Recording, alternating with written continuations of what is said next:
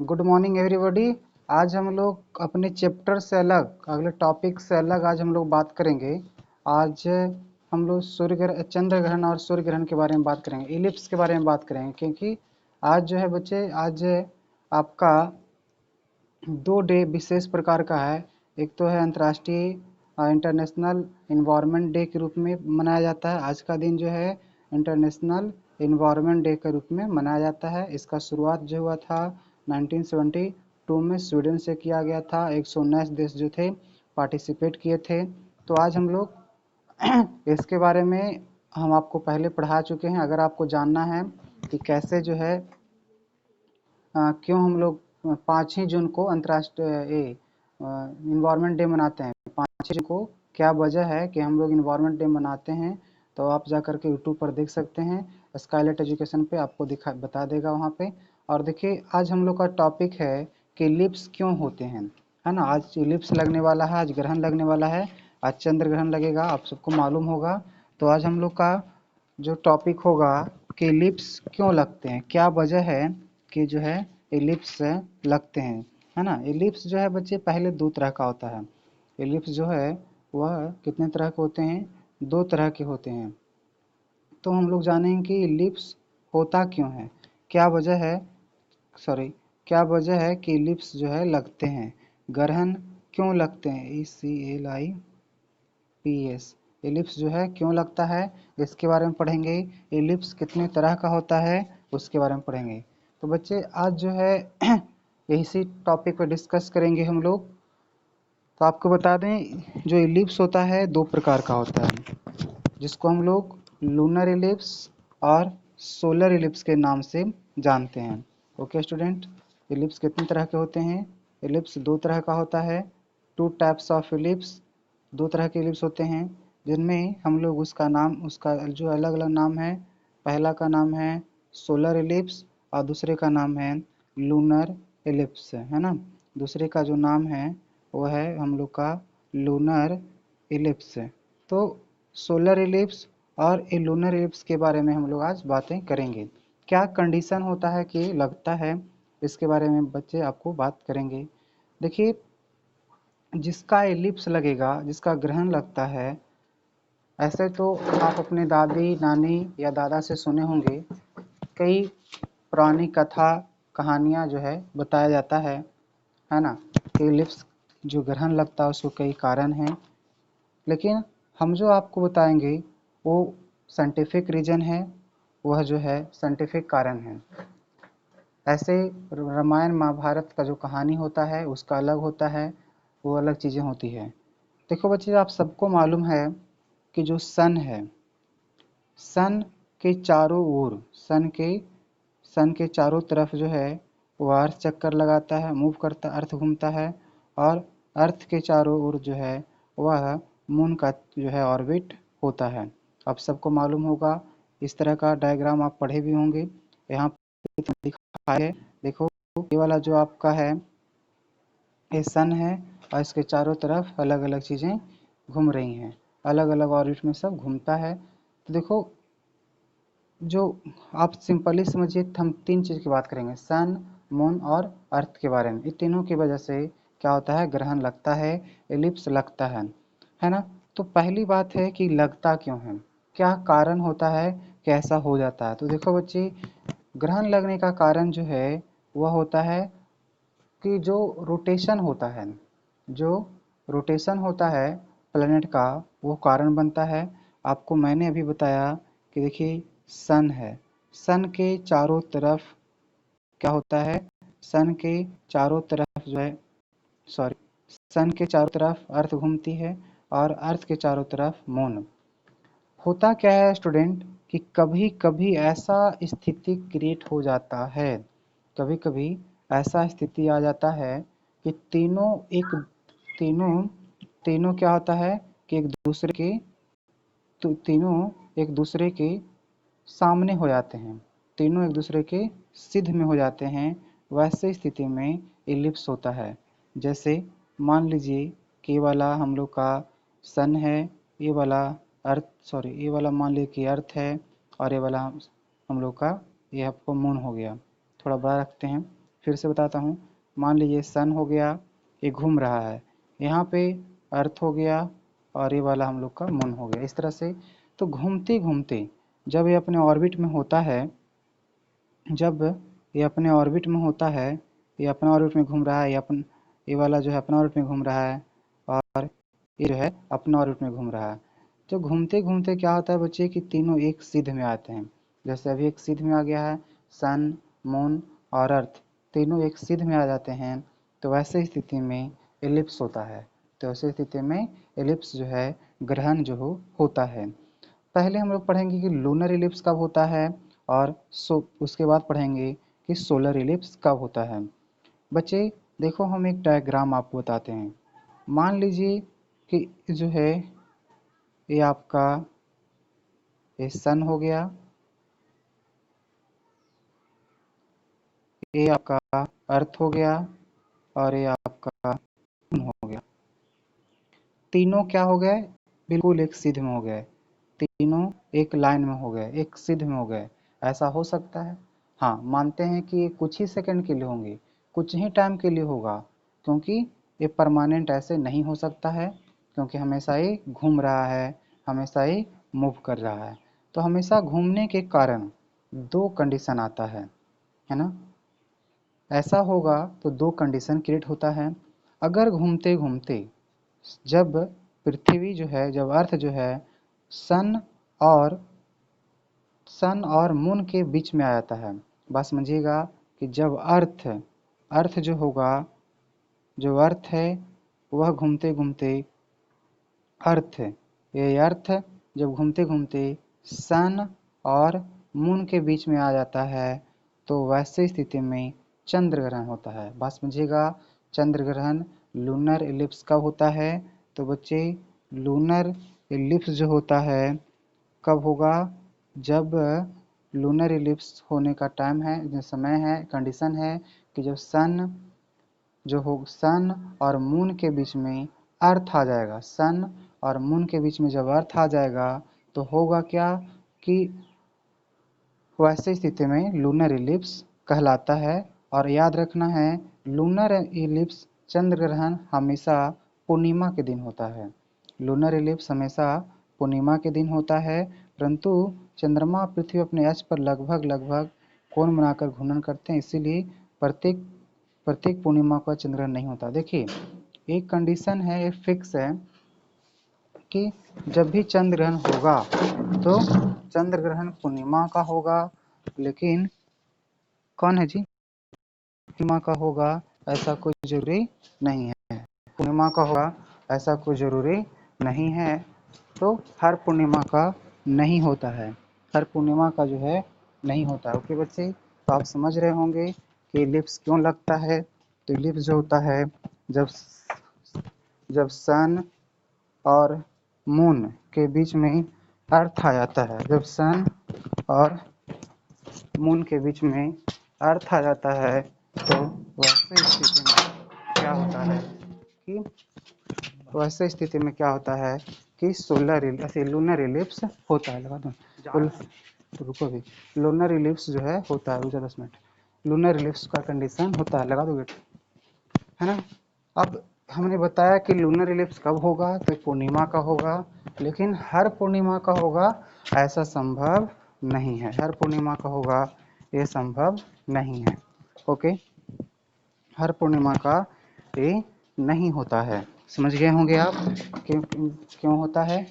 जाना है, जाओ तो हम ले लाएंगे। तभी कनेक्ट करने में टाइम लगेगा ना, अभी रिकॉर्ड कर रहे हैं। तो हर पूर्णिमा का होगा ऐसा कोई जरूरी नहीं होता। आप समझ चुके होंगे कि जो चंद्र ग्रहण कब होता है। उसके बाद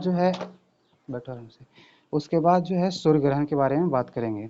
बिल्कुल इसका दूसरे कंडीशन में होता है ना। सूर्य ग्रहण जो होता है बच्चे, वह उसका दूसरा कंडीशन होता है। सूर्य ग्रहण में क्या होता है कि इसका देखो ऐसा आता है कि यहाँ पे आपका सन हो जाएगा, उसके बाद यहाँ पे अर्थ हो जाएगा और बीच में मून हो जाएगा। सन, मून और ये आपका अर्थ। जब मून जो है सन और अर्थ के सन और अर्थ के बीच में आ जाता है तो सूर्य ग्रहण कहलाता है ना। सूर्य ग्रहण कहलाता है कब? जब चंद्रमा सूर्य और पृथ्वी के मध्य में आ जाता है, बीच में आता है, तो पृथ्वी पर सूर्य का प्रकाश नहीं पड़ता। पड़ेगा कहाँ से? पृथ्वी पर जो है सूर्य का प्रकाश नहीं पड़ेगा, क्योंकि जितना एरिया है इतना एरिया को क्या करेगा कि ये सन, मान लो सन का प्रकाश को, सनलाइट को अर्थ पे नहीं आने देगा, है ना। तो उस समय सूर्य ग्रहण लगता है। सूर्य ग्रहण हमेशा अमावस्या के दिन लगता है, याद रखिएगा। सूर्य ग्रहण जो होता है, सूर्य ग्रहण हमेशा कहाँ होता है? सूर्य ग्रहण हमेशा जो होता है वह अमावस्या कनेक्ट है। सूर्य ग्रहण जो है वह हमेशा अमावस्या के दिन, तो सूर्य ग्रहण है बच्चे हमेशा कब होगा? अमावस्या के दिन ही। सूर्य ग्रहण जो होता है बच्चे वो क्या होगा हमेशा, और क्या होगा कि अमावस्या के बीच में ही होगा। अमावस्या के बीच में ही होता है सूर्य ग्रहण।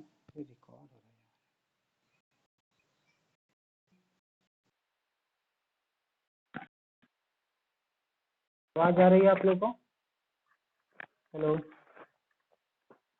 हेलो, ठीक है। तो अभी मैंने बताया कि जो सूर्य ग्रहण होता है, सूर्य ग्रहण कब होगा? अमावस्या के दिन होता है। सूर्य ग्रहण हमेशा अमावस्या के दिन ही होता है।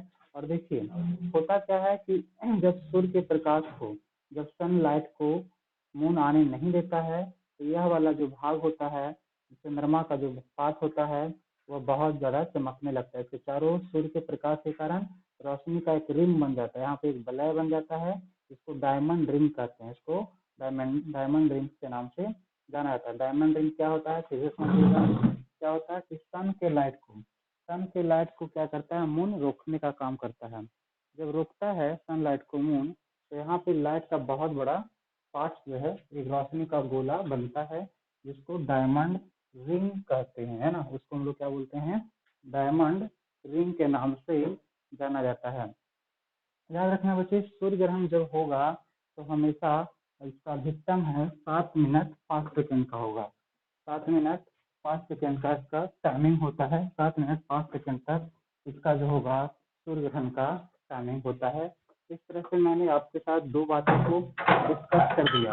ठीक, दो बातें मैंने डिस्कस किया कि पहला लोनर इलिप्स क्या है, सोलर इलिप्स क्या है। इलिप्स कब लगते हैं? तो इलिप्स जब है सन मून और तीनों एक सामने आएगा तो इलिप्स लगता है।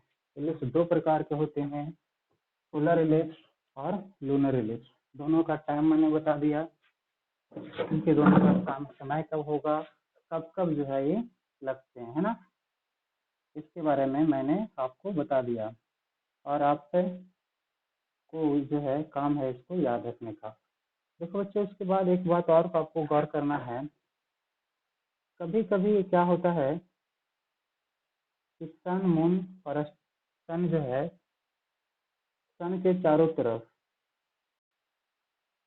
सन के चारों तरफ आपको मालूम है कि यार घूम रहा है। तो कभी कभी ऐसा होगा, आपकी जो अर्थ होगा, अर्थ, वह अर्थ सन से बहुत दूर चला जाएगा, सन से बहुत दूर चला जाएगा।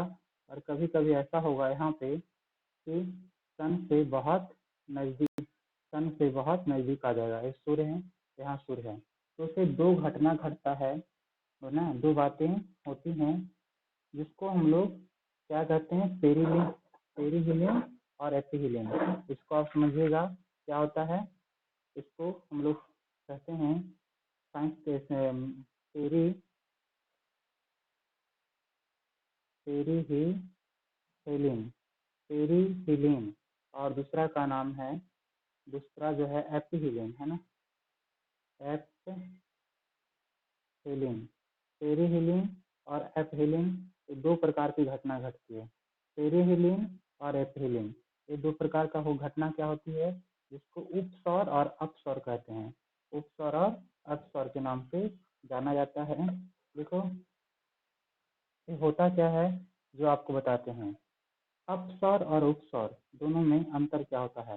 कहता है जब सूर्य और पृथ्वी के बीच की जो दूरी अधिकतम दूरी पर होता है, जब सन, आप ऐसे समझिए ये जो सन होगा और यहाँ पे आपका ये अर्थ होगा।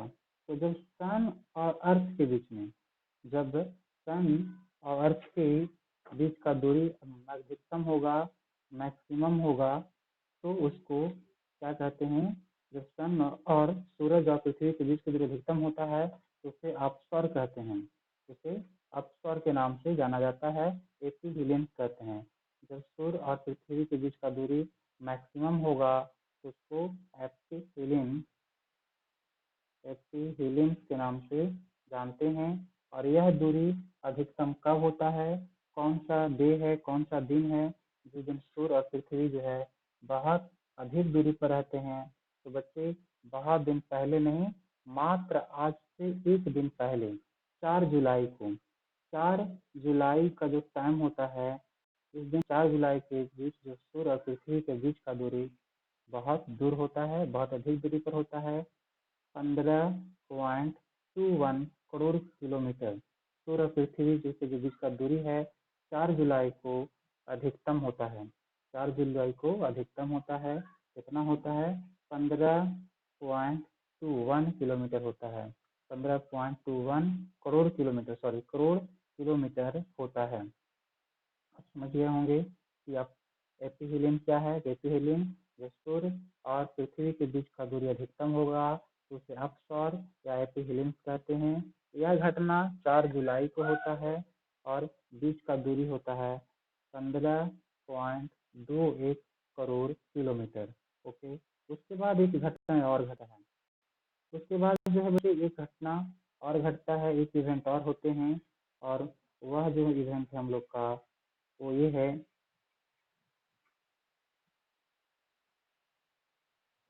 जिसको पेरीहिलिन कहते हैं।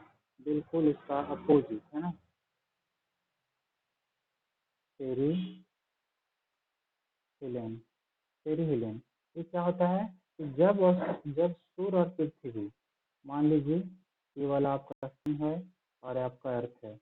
देखिए यहाँ पे जब होगा तो नजदीक से होगा, यहाँ पर जब होगा तो दूर होगा। क्या? हाँ बोलो क्या? अच्छा ठीक है, आवाज जाएगा। तो जो सन और आवाज जाएगा आपको। जब सन, जब क्या होगा कि सन और अर्थ, सन और अर्थ के बीच का जो दूरी होगा कम होगा, तो इसको हम लोग पेरीहिलियंस कहते हैं। पेरीहिलियंस कहते हैं। और यह जो घटना होता है 3 जनवरी को होता है। 3 जनवरी को सूर्य और पृथ्वी का बीच का दूरी बहुत कम जाता है, बहुत ही ज़्यादा जो है कम जाता है, और वह हो जाता है 14.70 14.70 किलोमीटर हो जाता है ना, 14.70 करोड़ किलोमीटर हो जाता है। तो बच्चों मैंने आपके साथ दो चीज को डिस्कस किया कि ग्रहण क्या होती हैं, एलिप्स क्या होता है। आज जो है एलिप्स लगने वाला है, और साथ ही साथ में आज इंटरनेशनल इंटरनेशनल इन्वायरमेंट डे है। तो आपको उसके बारे में भी जानने की होगा। इंटरनेशनल इन्वायरमेंट डे क्या होता है हम आपको बता देते हैं। इंटरनेशनल इन्वायरमेंट डे जो होता है बच्चे, तो इसके बारे में आपको जानने बहुत जरूरी है जानना, ये क्या होता है। आज जो है विश्व पर्यावरण दिवस है ना, या इसी को इंटरनेशनल इन्वायरमेंट डे के रूप में भी जाना जाता है। होता क्या है इसके बारे में माने, सबसे पहले जो है 5 जून को विश्व पर्यावरण दिवस जो है कब मनाते हैं? तो विश्व पर्यावरण दिवस है तो मनाने का जो समय है वह 5 जून है। 5 जून को 5 जून को विश्व पर्यावरण दिवस के रूप में मनाते हैं। यह सबसे पहली बार जो शुरुआत किया गया था उसका शुरुआत 1972 में किया गया था। 1972 ईस्वी में किया गया था, स्वीडन के स्टॉकहोम में। स्वीडन का राजधानी जो है एक देश था स्वीडन के स्टॉकहोम में, स्वीडन के स्टॉकहोम में बच्चे क्या हुआ था कि इसका प्रारंभ किया गया था। जिस समय शुरुआत हुआ था उस समय 119 देश जो है इसमें पार्टिसिपेटेड थे, और तभी से जो है हर साल जो है 5 जून को विश्व पर्यावरण दिवस के रूप में मनाया जाता है। हर बार जब ये विश्व पर्यावरण दिवस मनाते हैं तो उसमें क्या होता है कि एक उसका थिंक्स होता है, उसका अपना फिक्स होता है। वो थिंक इस बार क्या है, टाइम एंड नेचर। टाइम और नेचर जो है इस बार का फिक्स है। इस बार का जो फिक्स है टाइम और नेचर है, जिस पर कि सम्मेलन होता है। और जब ये विश्व पर्यावरण दिवस मनाया जाता है बहुत सारे देश में, उसका कोई मेजबान होता है, कोई होस्ट होता है। और इस बार जो मेजबान है वह जर्मन और कोलंबिया है। जर्मन कोलंबिया जो है इस बार का जो है जर्मन और कोलंबिया इस बार होस्ट बना है, मेजबान बना है। और आपको बता दें कि हम लोग 48वां विश्व पर्यावरण दिवस मना रहे हैं। 48वां विश्व पर्यावरण दिवस आज हम लोग मना रहे हैं। और बच्चे इसमें हमें क्या करना चाहिए जो बताते हैं। यह जो दिवस है वह अन्य जो पर्यावरण दिवस से बात अलग है, क्योंकि यह जो विश्व पर्यावरण दिवस हम लोग कोविड-19 यानी कि कोरोना वायरस के संक्रमण है ना, कोरोना वायरस के जो चपेट में हम लोग मना रहे हैं, उस कोरोना महामारी के समय मना रहे हैं। इसलिए पहले जो विश्व पर्यावरण दिवस मनाया जाता था तो बहुत बड़े बड़े सम्मेलन होते थे, सभा होता था। लेकिन इस बार ऐसा कुछ नहीं है। आप अपने घर में भी रह करके विश्व पर्यावरण दिवस मना सकते हैं। इसके लिए आप पेड़ पौधे लगाइए, प्लास्टिक का यूज ना करिए, इलेक्ट्रिसिटी का खर्चा ज़्यादा नहीं करिए, फ्रिज कूलर का यूज कम करिए, क्योंकि उससे एनवायरनमेंट को क्षति पहुंचता है। और साथ ही साथ में आप कचरे को जहाँ तहाँ ना फेंकिए, आप जहाँ तहाँ थूक ना फेंकिए। और साथ ही साथ में दूसरों को मदद करिए। जो लोग बीमार हैं, जो लोग भूखे हैं, जो छोटे छोटे जीव जंतु हैं, पशु पक्षी हैं, उनकी आप रक्षा करिए। इस तरह से बच्चे हम लोग 2 टॉपिक के बारे में कर लिए।